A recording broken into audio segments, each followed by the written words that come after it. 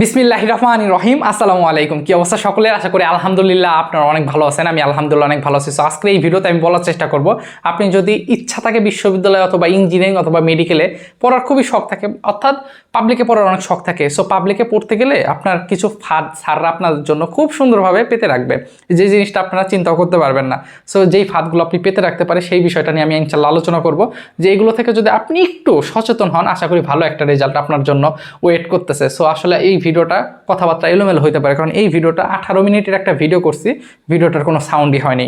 একই কথা আমাকে আবার বলতে হবে, তাহলে কি সেই রকম একটা ভালো লাগা কাজ করে বলেন? সো এই বিষয়গুলো খুবই খারাপ লাগে যখন আপনারা কোনো একটা ভার্সিটি পড়বেন, একটা ইউটিউব চ্যানেল খুলবেন, দেখবেন সাউন্ড আসতেছে না, অথবা আপনি রেকর্ড করতে ভুলে গেছেন, অথবা স্টোরেজ ফুল, নানান রকম সমস্যা হয়। এক কথা ভাই আবার বলা লাগতেছে। যাক চলেন, কথা না বলে আসল কথায় আসি। আপনি যদি চিন্তা করেন ঢাকা বিশ্ববিদ্যালয়ের কথা, বা ঢাকা বিশ্ববিদ্যালয়ে পরীক্ষা দেওয়ার যদি আপনার কোনো ইচ্ছা থাকে, মনে রাখবেন ঢাকা বিশ্ববিদ্যালয়ে প্রত্যেক বছর পরীক্ষা দেয় 1,20,000 থেকে 1,30,000 স্টুডেন্ট। এর ভিতরে এ ইউনিট বা বিজ্ঞান ইউনিটের জন্য সিট আছে 1851টা। প্রত্যেক বছরই ভেরিয়েশন হয়, প্রত্যেক বছর সিট বাড়ে, কমে না, সিট আরও বাড়ে, এক একটা ফ্যাকাল্টি যুক্ত হয়। তো এখন পর্যন্ত 1851টা সিট আছে। আপনি যদি মেডিকেলের কথা চিন্তা করেন, মেডিকেলও প্রত্যেক বছর 1 লক্ষের উপরে পরীক্ষা দেয়। সিট আগে ছিল 4,000, 4200, 4400, এখন দেখলাম যে 5,000 সিট আছে মেডিকেলে। আপনি যদি ইঞ্জিনিয়ারিংয়ের কথা চিন্তা করেন, বুয়েটে আগে 10,000 স্টুডেন্ট পরীক্ষা দিত, ওর থেকে 1,000 সিলেক্ট করতো, 1,000 স্টুডেন্ট বুয়েটে পড়তে পারতো, ওদের যে 14-15টা সাবজেক্ট আছে ওই ফ্যাকাল্টিগুলোতে পড়তে পারতো। এখন বুয়েটের সার্কুলার পরিবর্তন আসে, এখন এমসিকিউ পার্ট হয়, 18,000 পরীক্ষা দেয়, ওইখান থেকে 6,000 স্টুডেন্ট টিকায় রিটেনের জন্য রিটেন নেয়। তার মানে আমি আপনাকে বলতে চাচ্ছি যে প্রত্যেক বছর বাংলাদেশে প্রত্যেকটা সেক্টরে, বিশ্ববিদ্যালয়, ইঞ্জিনিয়ারিং, মেডিকেল, অনেক স্টুডেন্ট পরীক্ষা দেয়, কিন্তু স্যাররা চেষ্টায় থাকে যে কীভাবে স্টুডেন্টগুলোকে বের করে দেওয়া যায়। ঠিক আছে, কিভাবে এদের চান্স দরকার নেই। স্যারদের কথা হচ্ছে যে আমরা যে 1851টা স্টুডেন্ট হাবিতে আসবে, এরা যেন তুখল লেভেলের হয়, এক্সট্রিম লেভেলের প্রশ্ন তারা করার চেষ্টা করে। এক্সট্রিম লেভেল হার্ড না, কিছু ট্রিকি প্রশ্ন করে। সো এবং কিছু কিছু ফাঁদ পাতে, যে জিনিসগুলোতে পোলাপান পড়ে হাততালি দিয়ে বের হয়ে আসে, কিন্তু দেখা যায় দিন শেষে তার চান্স হয় না।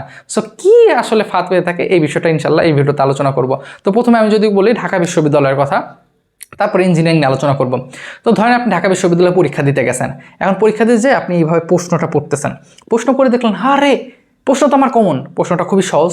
প্রশ্নটা কি আসছে? প্রশ্নটা এরকম আসছে, আমরা একটু ভিজুয়ালাইজ করার চেষ্টা করি। ধরেন যে এটা হচ্ছে আমাদের একটা বিল্ডিং, বিল্ডিংটা সুন্দর না? যেহেতু বিল্ডিং আছে তাহলে অবশ্যই এটার জানালাও থাকবে, জানালা মাসবি থাকা তো উচিত। এটা তো আর আয়না ঘর না, তাই না?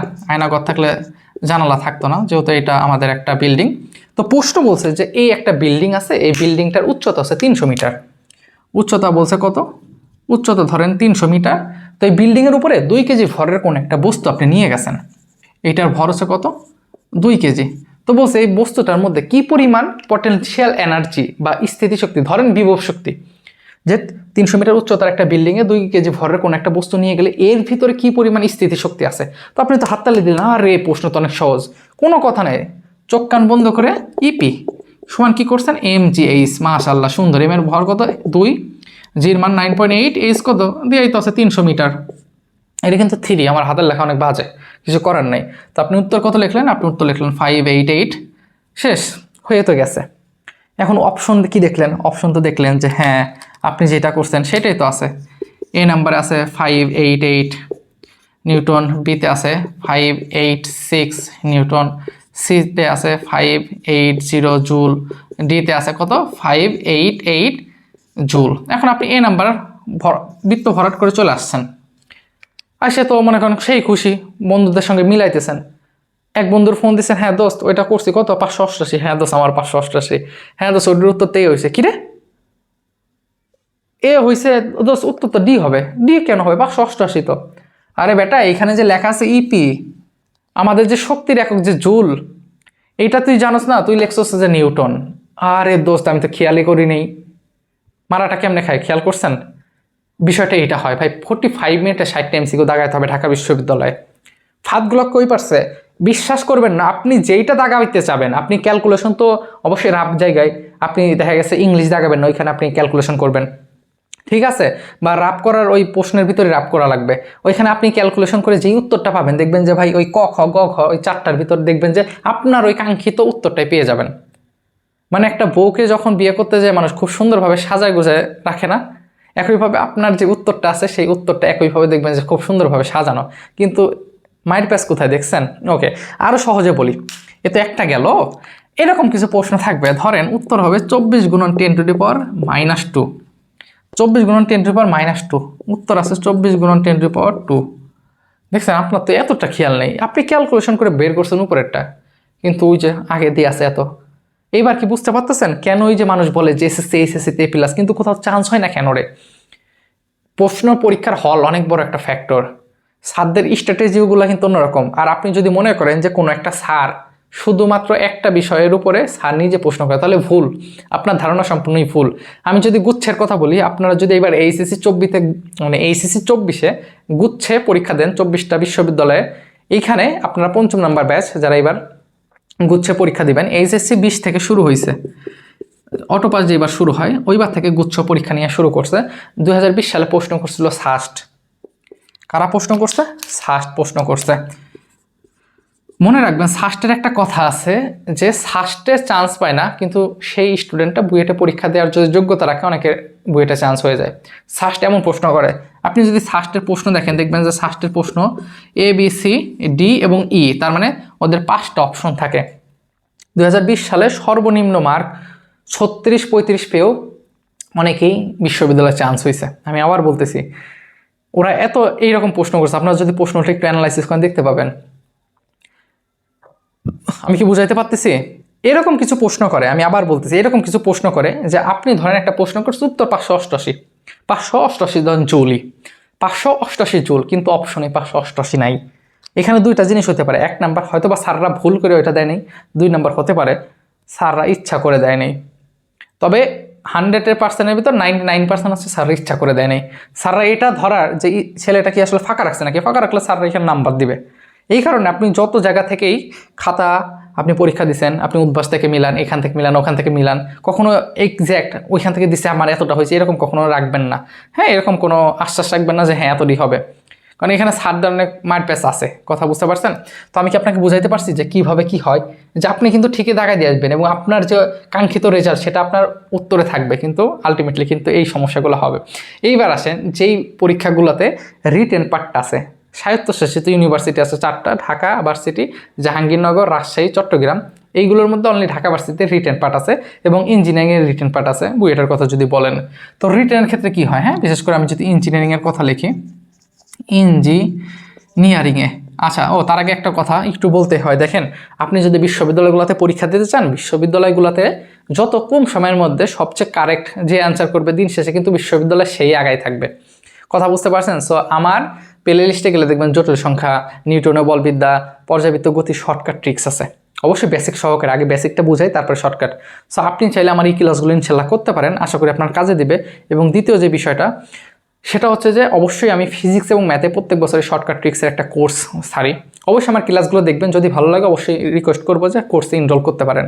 কারণ অনলাইনে ক্লাস করার একটা সুবিধা কি, যে আমার ক্লাসগুলো দেখবেন, যদি ভালো লাগে করবেন, না লাগলে নাই। ধরেন আমরা নিজেরা বাহিরে কোচিং করাই, উদ্ভাসে ধরেন একদিন এক ক্লাস করায়, আরেকদিন আরেক জায়গায় চলে যায়, আরেকদিন আরেক আসে। ধরেন অন্তরীকরণ আজকে এক ভাই করাইছে, যোগাযোগন আরেক ভাই করাইছে, প্রত্যেকটা ভাইয়ের ক্লাস ভালো লাগবে বিষয়টা এমন না। অনলাইনে কিন্তু সেটা না, আমি নিজে পড়াবো। আমার ক্লাসটা দিয়ে আছে, যদি ভালো লাগে অবশ্যই করবেন। আহামরি বেশি টাকা না, বিস্তারিত আমাদের প্রথম কমেন্টে এবং আমাদের বিস্তারিত ডিসক্রিপশনে বলা আছে। আর যে কোনো প্রয়োজনে অবশ্যই আমার হোয়াটসঅ্যাপ নাম্বারটা হয়তো বা স্ক্রিনে দেখতে পারতেছেন, হোয়াটসঅ্যাপ, তাই না? এই হোয়াটসঅ্যাপ আমার সঙ্গে যোগাযোগ করতে পারেন। আশা করি যে কোনো প্রয়োজনে ইনশাল্লাহ ফ্রি থাকলে রিপ্লাই দেওয়ার চেষ্টা করবো। আসলে একা মানুষ তো, এই ল্যাব ক্লাস, টিউশনি কোচিং করা এসে এত মেসেজ আসে, তারপর চেষ্টা করবো ইনশাল্লাহ। আচ্ছা দেখেন, তাহলে বিষয় এই গেল। এইবার আসেন ইঞ্জিনিয়ারিংয়ের ক্ষেত্রে। মনে রাখবেন, ইঞ্জিনিয়ারিংয়ের ক্ষেত্রে যে বিষয়টা হয় বা রিটেন যেই পার্টটা আছে, যে ভার্সিটিগুলোতে রিটেন আছে, এই রিটেনের জন্য না এতটুকু জায়গা দেবে আপনাকে। ঢাকা ভার্সিটিতে কি হয় এটা আগে একটু বলে। ঢাকা ইউনিভার্সিটি, এটা ঢাকা ইউনিভার্সিটি সাব কোশ্চেন হয়। সাব কোশ্চেন কাকে বলে? 1 নাম্বার একটা প্রশ্ন আসছে, 1-এর আই দিছে, রোমান সংখ্যায় 2 দিছে, এই আই এবং 2 এইখানে এই যে লাগবে 1, এরকম থাকবে, ঠিক আছে? এইখানে আপনার দিবে, এটা হচ্ছে কত, এই যে 2। তাহলে এই 1-এর যে সাব কোশ্চেন আই এবং 2, এই আই এবং এই যে 2, এই 2টাই কিন্তু এইখানেই লিখতে হবে। কথা বুঝছেন? আমার এই ঢাকা ভার্সিটি পরীক্ষাতে যে এই ভুলটা হয়েছিল, আমি খেয়াল করিনি, 1-এর আই লিখছি এইখানে, আর কি করছি, এই 1-এর যে রোমান সংখ্যা 2 আছে না, 2 নাম্বার লিখছি এইখানে। আমার খেয়াল নেই যে উপরে 2 লেখা আছে। 2 এখানে থাকে না, 2 যে এখানে থাকে, 2টার মাঝখানে। যাই হোক, আচ্ছা, এই জিনিসগুলো কিন্তু অবশ্যই একটা দেখার বিষয়। হ্যাঁ, সাব কোশ্চেন থাকে ঢাকা ইউনিভার্সিটিতে। এবার আসেন ইঞ্জিনিয়ারিং ক্ষেত্রে যেই বিষয়গুলো হয়ে থাকে, আসলে ইউনিভার্সিটি ইঞ্জিনিয়ারিং যে এখানে পরীক্ষা হয়, রিটেন পার্টটা আছে, এখানে জায়গা দেয় 4 ইঞ্চি, ঢাবি থেকে বেশি জায়গা দেয় এবং এইগুলোতে ক্যালকুলেটর ইউজ করতে দেয়। বুঝতেছেনি যে ইউনিভার্সিটিগুলোতে ক্যালকুলেটর ইউজ করতে দেয় রিটেন পার্টের জন্য, এগুলো প্রশ্ন ওরা কী করে জানেন, এক্সট্রিম লেভেলের হার্ড করে।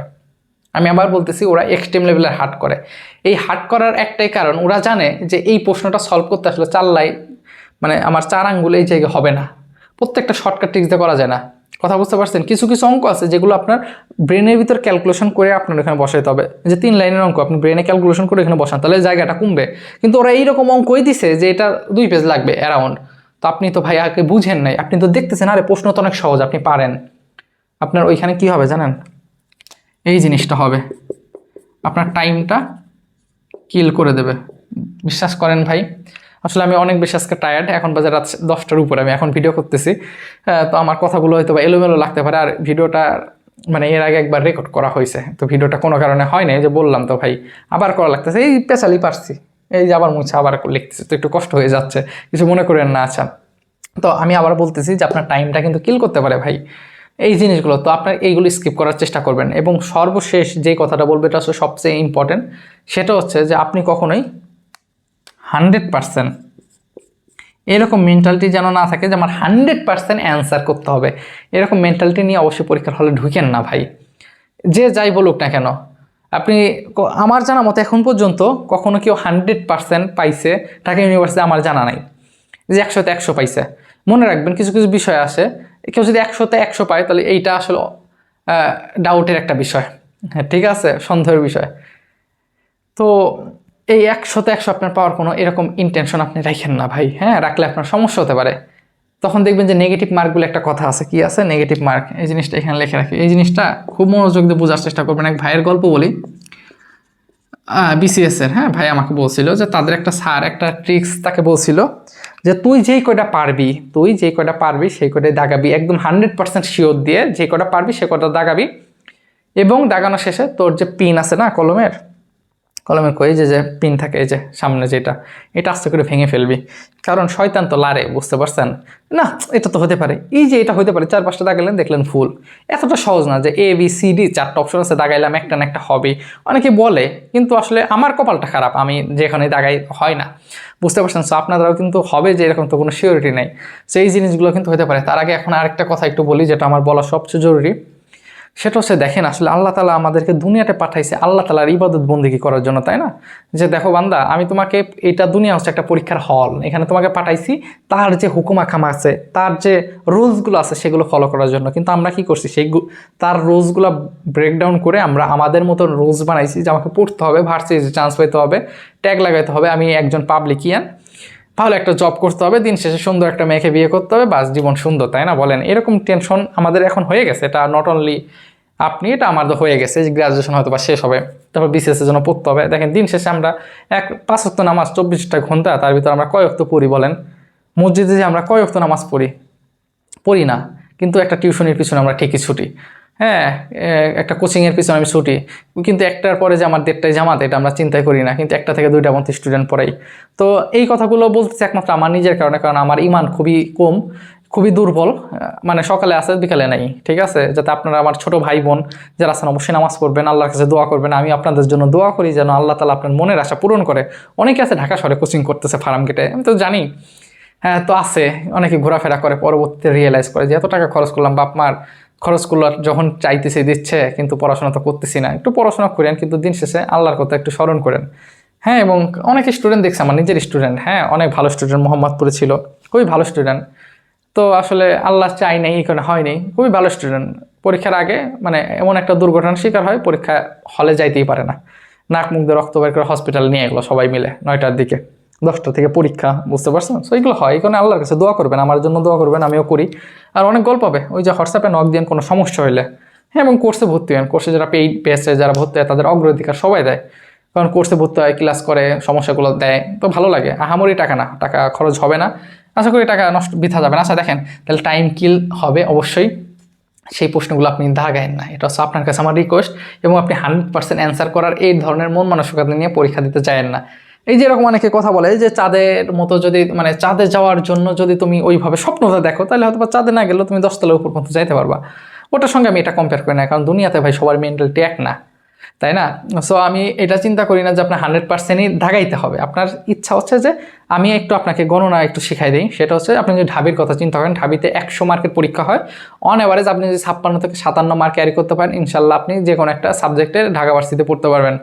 আপনি যদি গুচ্ছের কথা চিন্তা করেন, গুচ্ছতে প্রত্যেক বছর আপনারা 5 নম্বর ব্যাচ, বিগত 4টা ব্যাচে দেখা গেছে আপনি কেউ যদি 40 পাইছে, 40, ওরে আল্লাহ মাফ করো, 40 100 এর ভেতর যদি পায়, তার যে কোনো একটা বিশ্ববিদ্যালয় হয়ে যায়। তো আমি আপনাকে এইটাই বলতেছিলাম, আজকের এই ভিডিও এইগুলো না, কত আপনার ভিডিও আছে এই ট্র্যাপগুলো অবশ্যই আপনার ভাবা উচিত, দেখা উচিত।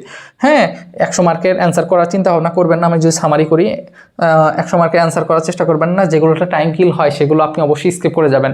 আপনি অবশ্যই প্রথম থেকে 1 থেকে যদি 60টা প্রশ্ন থাকে, আপনার মাথায় এরকম কাজ করবে যে 1 থেকে 60টা আমি প্রশ্নগুলো দেখার যেন আপনার সেই সুযোগটা থাকে, যে সময়টা আপনার দেয়। অনেক হয় কি যে ওই টাইমটা আটকে যায়, ওই জিনিসটা করতে যায়, অর্ধেক করতে যায়, পারে না, তখন মাথায় ভাই আওলায় যায় যে আল্লাহ আমার তো 10 মিনিট আছে, এখন 25টা দাগাবো কেমনে, পারে না, বুঝতে পারছেন? তো ইনশাল্লাহ কথা হবে অন্য কোনো ভিডিওতে। কোনো কথায় যদি কষ্ট পেয়ে থাকেন আসলে মাফ করে দেওয়ার চেষ্টা করবেন। আমি ছোট একটা মানুষ, আপনাদের থেকে বেশি বড় না। হ্যাঁ, আমার এসএসসি 17 সালে, আপনার মনে হয় এসএসসি 22 সালে। বড় ভাই মানে ওয়ান কাইন্ড অফ ফ্রেন্ডলি বললেন, সমস্যা নাই, ঠিক আছে। কোনো সমস্যা হলে নক দিয়েন। আপনাদের জন্য অনেক দোয়া করি, আল্লাহ তাআলা আপনাদের মনের আশা পূরণ করুক। সবাই ভালো থাকেন, নিজের খেয়াল রাখেন। আসসালামু আলাইকুম।